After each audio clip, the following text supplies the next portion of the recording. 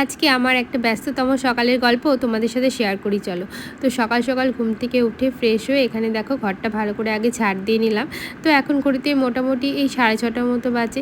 আর এখানে দেখো ছেলের স্কুল ড্রেস আয়রন করছি, কারণ আগের দিন রাতে আমি এটা করে রাখতে ভুলে গেছিলাম। তো সকালে উঠে করে নিলাম। আর এদিকে দেখো ছেলেকে ডেকে ডেকে কিন্তু তুলতে পারছি না। সকালে ঘুম থেকে উঠতে না ওর ভীষণ কষ্ট হয়, শুধু ওর বলে না সব বাচ্চাদেরই কষ্ট হয়।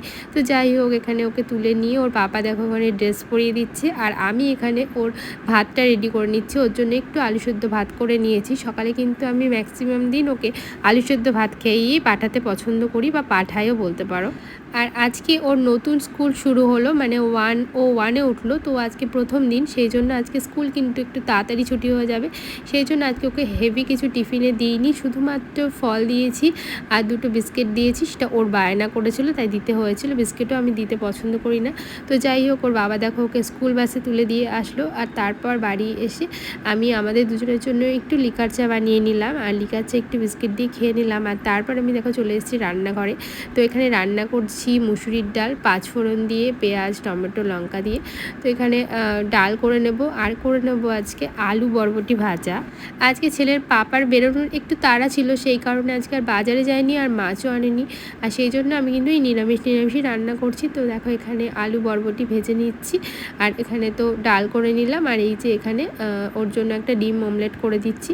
আর এই যে আমার ছেলে, ও এখন ঘুম থেকে উঠলো। ওর বাবা এখনই স্নান করে দেখো রেডি হয়ে নেবে।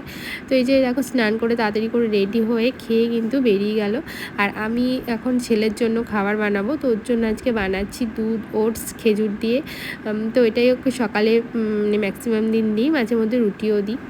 যাই হোক, ছেলেকে তো খাইয়ে নিয়েছি। আর এরপর আমি দেখো বিছানা গুছিয়ে নিচ্ছি, কারণ সকালে তো বিছানা গোছানো হয়নি। তো এই যে দেখো ভালো করে এই ঘরের বিছানাটা গুছিয়ে নিলাম, আর ওই ঘরের বিছানাটাও এখন গুছিয়ে নেব। ওই ঘরেও ছেলে ঘুমাচ্ছিল, এই ঘরেও। যাই হোক, সকালে উঠে আর বিছানা গোছানোটা হয় না, সাথে সাথে ওটা আমি পরেই করি। আর এদিকে দেখো ওয়াশিং মেশিনে কিছু জামা কাপড় ছিল, সেগুলোও দিয়ে দিলাম, কাচতে দিয়ে দিলাম। আর এদিকে আমার কাজের যে হেল্পিং দিদি আছে, তো সেই দিদিও চলে এসছে। আর এখানে আমার ছেলে এখন বসে বসে টিভি দেখছে। আর এখানে আমি খেয়ে নিলাম সকালের খাবার আর কি। আজকে এটুকুই শেয়ার করলাম, টাটা।